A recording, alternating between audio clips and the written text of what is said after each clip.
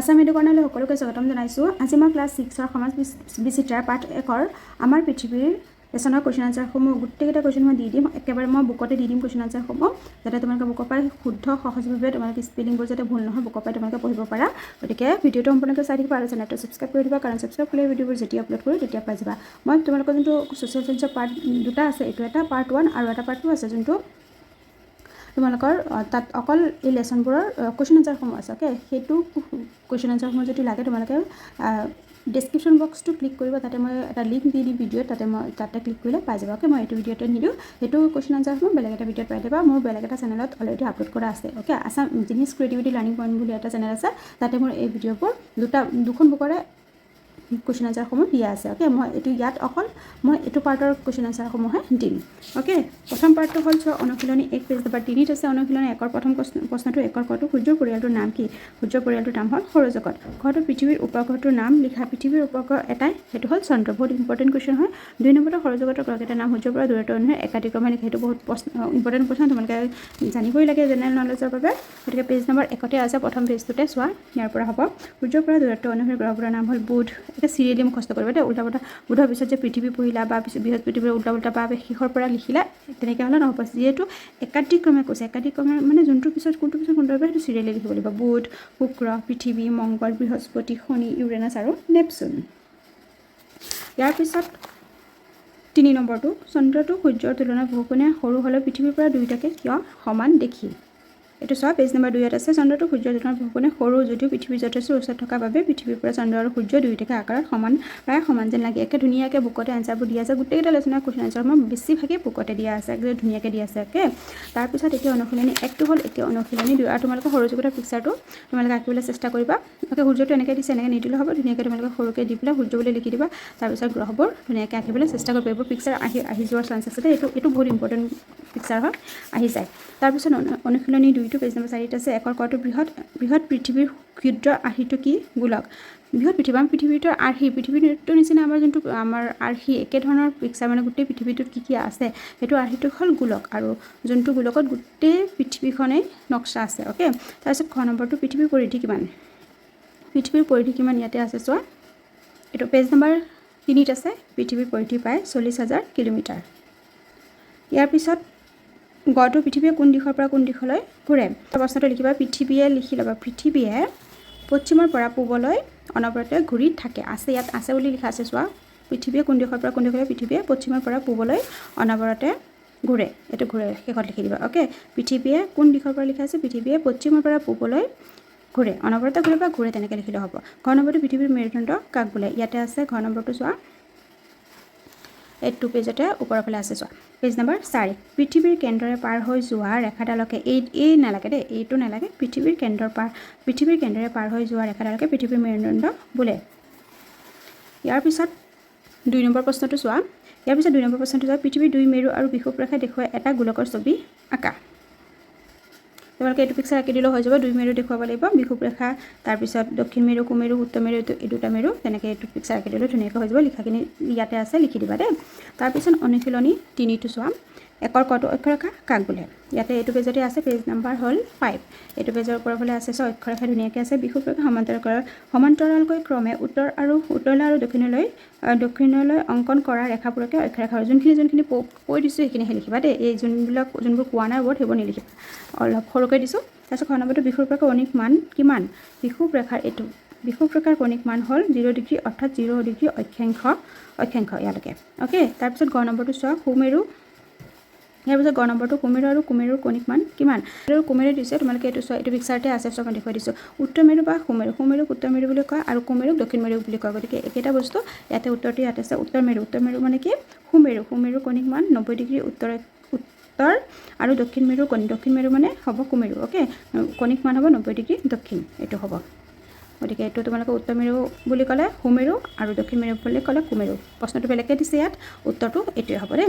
তাৰপিছত হ'ল 2 নম্বৰটো বিষুৱ ৰেখাৰ বিষয়ে বৰ্ণনা কৰা। বিষুৱ ৰেখাৰ বিষয়ে ধুনীয়াকৈ ইয়াতে আছে, পেজ নম্বৰ 4ত আছে। মই যোনখিনি চিন দিছোঁ বা কৈ দিম সেইখিনিহে তোমালোকে লিখিবা দেই। আমাৰ পৃথিৱীৰ উপৰিভাগত দুয়ো মেৰুৰ পৰা সমদূৰত্বত পূব পশ্চিমকে এটা ৰেখা কল্পনা কৰি লোৱা হৈছে। এই ৰেখাডালকে বিষুৱৰেখা বুলি কোৱা হয়। 2 মাৰ্কৰ কাৰণে এইখিনি লিখিবা, 2তকৈ বেছি আহিলে এইখিনি পিছৰখিনি লিখি দিব পাৰে। এই ৰেখাডালে পৃথিৱীখনক সমানে দুভাগত ভাগ কৰিছে। ইয়াৰ উত্তৰ অংশক উত্তৰ গোলাৰ্ধ আৰু দক্ষিণ অংশক দক্ষিণ গোলাৰ্ধ বোলা হয়। এইখিনি কৰি দিলে তোমালোক উত্তৰ অক্ষাংশ দক্ষিণ অক্ষাংশৰ বিষয়ে মুখস্থ হৈ যাব, এক্সামত আহিলেও লিখিব পাৰিবা। তাৰপিছত 3 নম্বৰটো চোৱা, এটা গোলকৰ ছবি আঁকি তাত প্ৰধান অক্ষৰেখা কেইডাল দেখুওৱা। এটা পেজ নাম্বাৰ আগৰ বুকখনত, এইখন বুকত নাই, আগৰ বুকখনত পেজ নাম্বাৰ 21ত আছে। মই পুৰণা বুক বুলি দি দিছোঁ অল্ড বুক পেজ নাম্বাৰ 21ত আছে পুৰণা বুকত, এখন বুকত নাই। আৰু পিকচাৰটো হ'ল এইটো, তোমালোকে ধুনীয়াকৈ আঁকি ল'বা। এইটো পিকচাৰ পুৰণা বুকৰ পেজ নাম্বাৰ 21ত আছে, এইটো পিকচাৰ আঁকি দিবা, আনচাৰটো কমপ্লিট হৈ যাব। ইয়াৰ পিছত অনুশীলনী 4ত কি আছে চোৱা, একৰ কটো দ্ৰাঘিমাৰেখা কাক বোলে। ইয়াতে মই লিখি দিছোঁ আৰু পুৰণা বুকতো জানি থোৱা আছেই, তোমালোকে তাৰপৰাও লিখিব পাৰে। সেইটোৱে মই ইয়াতেও কপিত লিখি দিছোঁ পুৰণা বুকৰ পৰা। পৃথিৱীৰ উপৰিভাগৰ কোনো ঠাইৰ অৱস্থা নিৰ্ণয় কৰিবলৈ অক্ষাংশৰ উপৰি উত্তৰ মেৰু আৰু দক্ষিণ মেৰু সংযোগী কিছুমান কাল্পনিক ৰেখাৰ সহায় লোৱা হয়। এই ৰেখাবোৰকে দ্ৰাঘিমাৰেখা বোলা হয়। পুৰণা বুকৰ ধুনীয়াকৈ আছে, তথাপি মই ইয়াতে লিখি দিছোঁ। তাৰপিছত আছে চোৱা, খ নম্বৰটো দ্ৰাঘিমাংশ কি? দ্ৰাঘিমাংশ পেজ নাম্বাৰ, এইটো বুকতে পেজ নাম্বাৰ 6ত আছে। চোৱা, এইটো দ্ৰাঘিমাৰেখাৰ কৌণিক মান বা জোখক ডিগ্ৰীটো পেকেটৰ ভিতৰত ডিগ্ৰী চিম্বলটো কেনেকৈ তেনেকৈ দি দিবা, হিচাপত প্ৰকাশ কৰা মানকে, যোনখিনি মই কৈছোঁ সেইখিনিকে লিখিবা।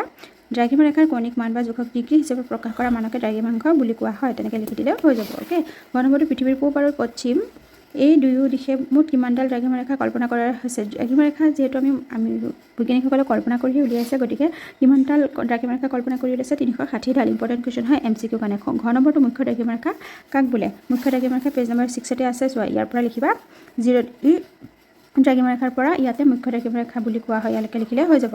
তাৰপিছত চোৱা, দ্ৰাঘিমাৰেখাৰ বিষয়ে আছে ইয়াতে, যিহেতু দ্ৰাঘিমাৰেখা কাক বোলে পঢ়িবাই, সেইটো লিখিবা প্ৰথমতে। তাৰপিছত দ্ৰাঘিমাংশ কি এইখিনি লিখিবা, লিখি পেলাই ইয়াৰ মুখ্য দ্ৰাঘিমাৰেখাটো লিখিলে দ্ৰাঘিমাৰেখাৰ বিষয়ে যিমান 3 হওক 4 হওক তোমালোকে পাই যাবা। অ'কে, যিহেতু এইটো কুৱেশ্যন মুখস্থ কৰিবা, এই দুটা কৰাৰ আৰু মুখ্য দ্ৰাঘিমাৰেখা কৰিবা, গতিকে এই ক, খ আৰু ঘৰ আনচাৰ মিলেই দ্ৰাঘিমাৰেখাৰ বিষয়ে ধুনীয়াকৈ হৈ যাব।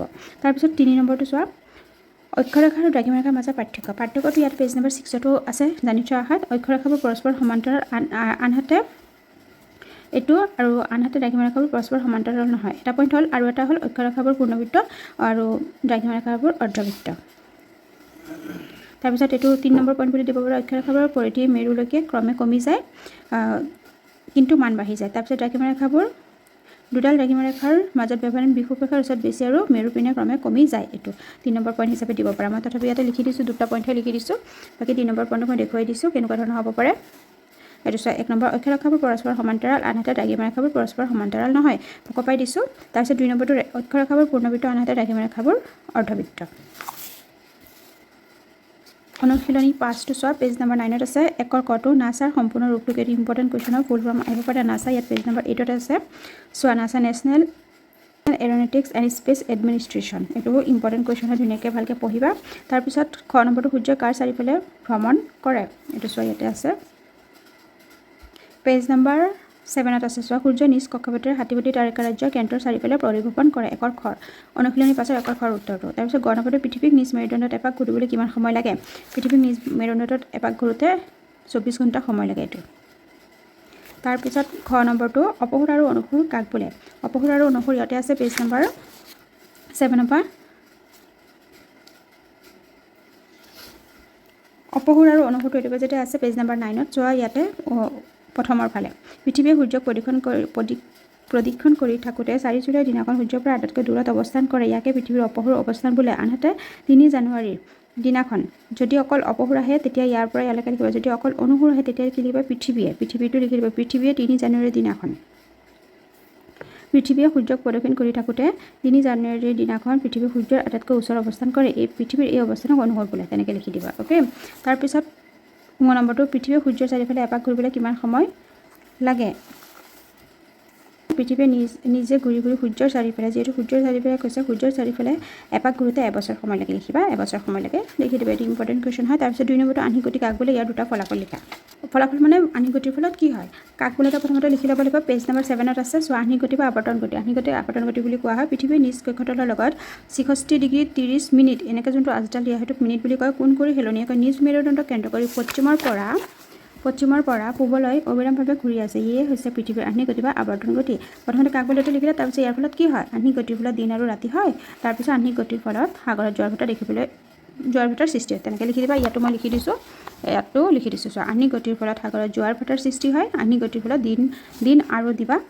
দিন আৰু ৰাতি হয় অ'কে বুকতো আছে মই দেখুৱাই দিছোঁ ক'ৰ পৰা লিখিবা তাৰপিছত বাৰ্ষিক গতি কাক বোলে বাৰ্ষিক গতি কাক বোলে ইয়াৰ দুটা ফলাফল লিখা বাৰ্ষিক গতিটো কাক বোলে প্ৰথমতে চাই লোৱা পৃথিৱীয়ে নিজ কক্ষপথৰ সূৰ্যৰ চাৰিওফালে ঘূৰা যি গতি তাকে পৰিভ্ৰমণ বা বাৰ্ষিক গতি বোলে বাৰ্ষিক গতিক পৰিভ্ৰমণ গতি বুলিও কোৱা হয় আৰু তোমালোকক ইয়াতো আছে পেজ নম্বৰ 8ত আছে মানে এইটোত অলপ দীঘলকৈ আছে সেইবাবে মই লিখি দিছোঁ কপিত আকৌ এইটো ইয়াৰ পৰা লিখিব পাৰা এইটো নিজ মেৰুদণ্ডৰ পৰা পৰিভ্ৰমণ গতি বোলে তাই ইয়ালৈকে লিখিব পাৰা অ'কে আৰু এটা যোনটো কুৱেশ্যন দিছিলোঁ পৃথিৱীৰ সূৰ্যৰ চাৰিওফালে এপাক ঘূৰিবলৈ কিমান সময় লাগে নম্বৰটো এবছৰ লিখিব পাৰা বা এইটো লিখিব পাৰা 12 মাহ 365 দিন 5 ঘণ্টা 56 মিনিট 16 ছেকেণ্ড সময় লাগে তেনেকৈ লিখিব পাৰা অ'কে তাৰপিছত বাৰ্ষিক গতিৰ ফলত কি হয় এইটো ধুনীয়াকৈ আছে এইটো পেজতে 9 পেজ নম্বৰ 9তে আছে মই 1 নম্বৰ 2 নম্বৰ তেনেকৈ দি দিছোঁ বাৰ্ষিক গতিৰ ফলত মাহ ঋতু আৰু বছৰ পৰিৱৰ্তন হয় আৰু ফুট বতাহৰ গতি তাপ আৰু বায়ুৰ চাপ পৰিৱৰ্তনৰ মূল কাৰণ হ'ল বাৰ্ষিক গতি তেনেকৈ লিখি দিবা এইটো 2 নম্বৰ এইটো 1 নম্বৰ অ'কে তাৰপিছত 4 নম্বৰটো চোৱা পৃথিৱীৰ দুটা ভিন্ন অঞ্চলত কিয় একে সময়তে দিন ৰাতি নহয় 4 নম্বৰ উত্তৰটো এইটো বুকতে পেজ নম্বৰ 8ত ধুনীয়াকৈ আছে চ' এটা মই লিখি দিছোঁ চিন দি দিছোঁ ইয়াৰ পৰা ইয়ালৈকে লিখি দিবা অ'কে তেতিয়া আহ্নিক গতিৰ ফলত দিন আৰু ৰাতি হয় পৃথিৱীৰ পশ্চিমৰ পৰা পূবলৈ অবিৰামভাৱে ঘূৰি থকাৰ বাবে পৃথিৱীৰ যিটো ফাল সূৰ্যৰ পিনে থাকে তাত দিন আৰু বিপৰীত ফালটো ৰাতি হয় উদাহৰণস্বৰূপে ভাৰতত যেতিয়া দিন হয় সেই সময়ত আমেৰিকাত ৰাতি হয় অৰ্থাৎ ভাৰত সেই সময়ত সূৰ্যৰ দিশত থাকে আৰু আমেৰিকা সেই সময়ত সূৰ্যৰ বিপৰীত ফালে থাকে ধুনীয়াকৈ লিখি দিবা 3 মাৰ্ক আহিলে ধুনীয়াকৈ 3 মাৰ্ক পাই যাবা অ'কে যিহেতু 6ত হয় গতিকে ইমান দীঘলৈ লিখাৰ প্ৰয়োজন এইখিনি লিখিলেও যথেষ্ট তাৰপিছত 5টা অনুশীলনী আছিলে তোমালোকৰ যদি কৰ্মপত্তিৰ কুৱেশ্যন আনচাৰসমূহ লাগে মোৰ এইটো ভিডিঅ'ৰ ডেছক্ৰিপশ্যন বক্সত লিংক এটা দিছোঁ তাতে ধুনীয়াকৈ আছে যোৱাবাৰ মই অলৰেডি আপলোড কৰিলোঁ সেইবাবে মই এতিয়া আৰু দিয়া নাই গতিকে এইখিনি দি আজি ভিডিঅ'টো ইয়াতে সামৰিছোঁ আৰু সৌৰজগতৰ বিষয়ে তোমালোকে এইটো চাৰ্টটো ধুনীয়াকৈ পঢ়িবা ইয়াৰ পৰা পঢ়িলে কি এই চাৰ্টটো মুখস্থ কৰিলে গোটেইখিনি চকুৰ আগতে মানে জানিব পাৰিবা অ'কে তাৰপিছত ইয়াতে MCQৰ কাৰণে কিছুমান পঢ়ি থবা MCQৰ কাৰণে ইয়াৰ পৰা জনিত অহাৰ পৰা পঢ়িবা এইটো ইম্পৰ্টেণ্ট পেজ নম্বৰ 2 পৃথিৱীৰ উপগ্ৰহ এইকেইটা হ'ল গ্ৰহ নামৰ উপগ্ৰহ কেইটা পৃথিৱীত এটা উপগ্ৰহ মংগলত 2টা বৃহস্পতিত 67টা শনিত 53টা ইউৰেনাছত 27টা নেপচুনত 13টা অ'কে পৃথিৱীৰ এটা উপগ্ৰহ একমাত্ৰ উপগ্ৰহ হ'ল সেইটো হ'ল চন্দ্ৰটো এটা একমাত্ৰ উপগ্ৰহ পৃথিৱীৰ অ'কে গতিকে এইখিনি দি আজি ভিডিঅ'টো ইয়াতে সামৰিছোঁ চেনেলটো ছাবস্ক্ৰাইব কৰি থবা নেক্সট ভিডিঅ'ৰ বাবে তোমালোকে ক্লাছ 6ৰ মেথছৰ ছায়েন্সৰ অসমীয়া গোটেইকেইটা ভিডিঅ' মই দি যাম গতিকে সেইবাবে চেনেলটো ছাবস্ক্ৰাইব কৰি থবা লাইক এটা কৰি দিব ভিডিঅ'টোত আজিলৈ আহিছোঁ ধন্যবাদ